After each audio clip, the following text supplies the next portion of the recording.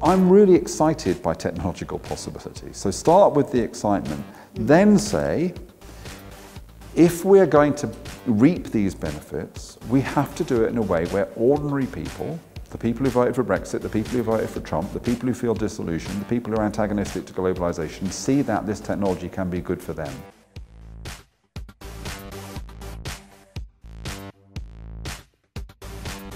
So Matthew, you've recently completed a comprehensive review of employment practices, looking at the changing nature of work and what we should be doing in terms of employment laws and practices to face into those changes. Clearly one of the underlying drivers of change is technology. How's technology affecting the world of work today, and how do you expect it to change work as you look forward? So I think if you look at the impact of technology on work at the moment, it's very patchy.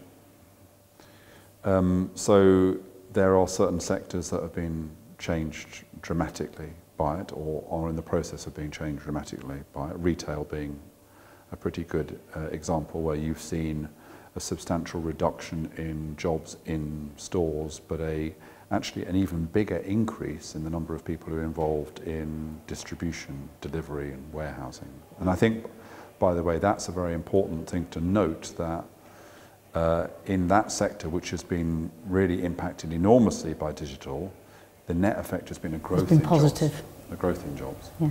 And arguably, although I'm not suggesting that being a delivery driver or a warehouse person is a great job, it's not involved a kind of massive de-skilling in comparison to being a checkout operator or a shelf packer, for example. So there are sectors like that that have been changed, and clearly, of course, earlier than that, we saw sectors like finance being changed, moving online in various ways. But there are also large swathes of the economy that haven't really been that affected.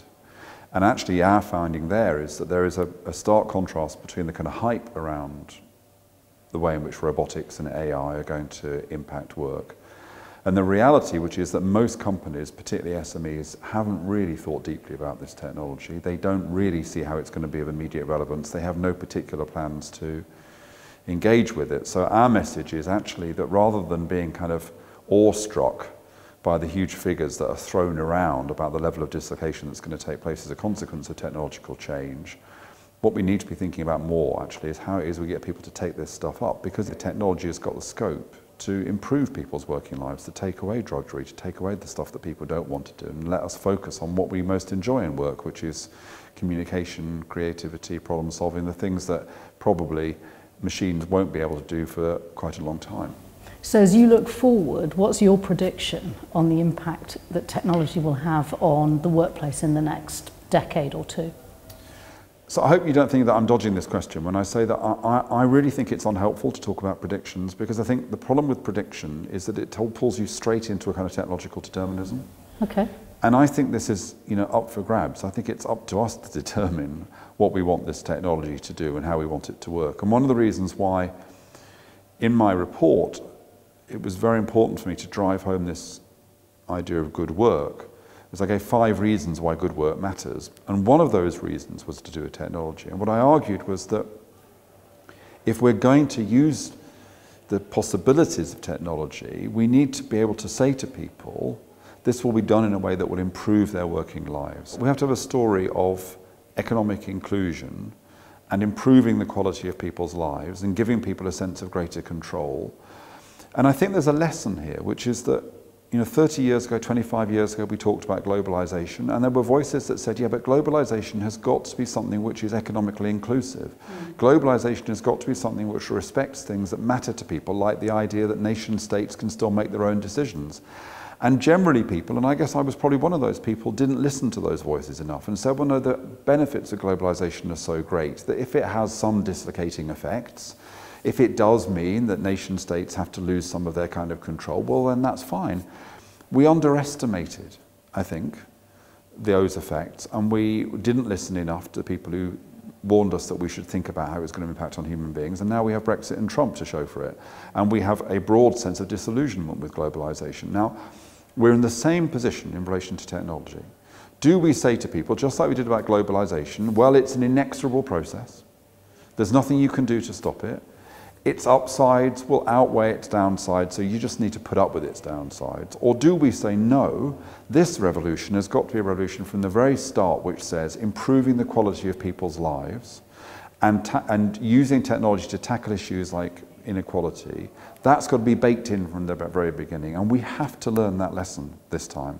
So for me, talking about good work is very timely, because we have got to think about the story we have to tell about technology and the concrete way in which we import and use that technology with humanistic goals in mind. So does that mean you don't think that technology will remove 20 to 50% of current jobs in the way that some economists have quoted? I think we need to look in a much more granular way about the way in which this technology is going to impact. You know, I talked about retail and how not many people would have predicted that, yes, there would be a lot of jobs lost on the shop floor, but there would be more jobs gained in distribution.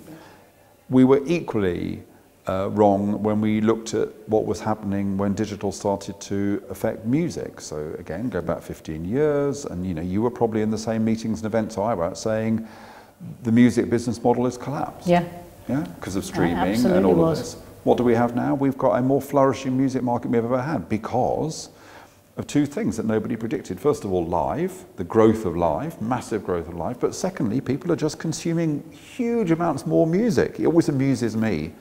I talk to young people and I say that when I was young, you used to go into a special room to listen to music. You used to say, should we go and listen to some music? And you'd go into a room where the music was played. And of course, people just can't understand that idea at all because everyone just walks around listening to music wherever they are, on the tube, in the street, or whatever. So I think surely the lesson we've learned is that our ability to predict exactly how technology is going to change business models and how it's going to foster new forms of innovation, new types of human need and demand, we don't know these things. So therefore, when we have, I think what we're getting wrong about this debate is far too much prediction based very often on extremely spurious claims to be able to predict, to know the future, and too little attention to the values that should underpin change. So what should we be doing then to prepare? Because I'd have thought we could both agree that there is going to be enormous change. We might not know where it's going to be, how it's going to manifest itself, right. But what should we be doing today? So the starting point should be to be really excited about this technology and the scope that it has got to change things. I'm on the ethical board of DeepMind Health, and when I look at the kinds of innovations that are taking place there, the scope that there is to be able to undertake scans, for example, and get results much more quickly, much more accurately than doctors could, and therefore freeing up doctors to be able to work on tricky cases or to be able to spend more time with patients. You know, it's scope for enormous gains in efficiency and quality of treatment, and as I say, to enable people to spend their time doing things that we need human beings to do. So I'm really excited by technological possibilities. So start with the excitement, then say, if we're going to reap these benefits, we have to do it in a way where ordinary people, the people who voted for Brexit, the people who voted for Trump, the people who feel disillusioned, the people who are antagonistic to globalization, see that this technology can be good for them. And that has got to be our starting point. So one point I think that's really worth remembering in this debate is the point that Ryan Avery made in his book, The Wealth of Humans. So he was talking about the Luddites. Now, of course, we deprecate the Luddites. Luddite is used as a kind of form of abuse. But the point he makes about the Luddites is that in the kind of 70 years after the Luddites were smashing machines, the living standards of poor people, of working class people, deteriorated. Yes. This is the so-called Engels pause, named after the fact that Engels described the appalling conditions of working class people in Manchester at that time. Now, you could get away with, in the early 19th century, you could get away with people's living standards declining and them living in slums because there was no democracy, there was no social media. Yeah. You could kind of control things. You can't do that now. Imagine a politician who says to people, you know, AI robotics won't be very good for you. So we have got to find a way of getting through that valley of innovation in a way that protects people and gets people a sense that they're going to gain from it. And that's what's missing, I think, at the debate. We are obsessed by, as I say, groundless predictions, and we're not talking nearly enough about how it is we are actually going to achieve the change that is possible by bringing people with us. So step one, businesses should be leaning into the technology, Absolutely. learning how to use it, learning how to get real value for their customers, for their employees, for their stakeholders. Yeah. Step 2, we have to work out what that transition plan is, if you like, that social safety net that takes people through the change so that genuinely it works for everyone.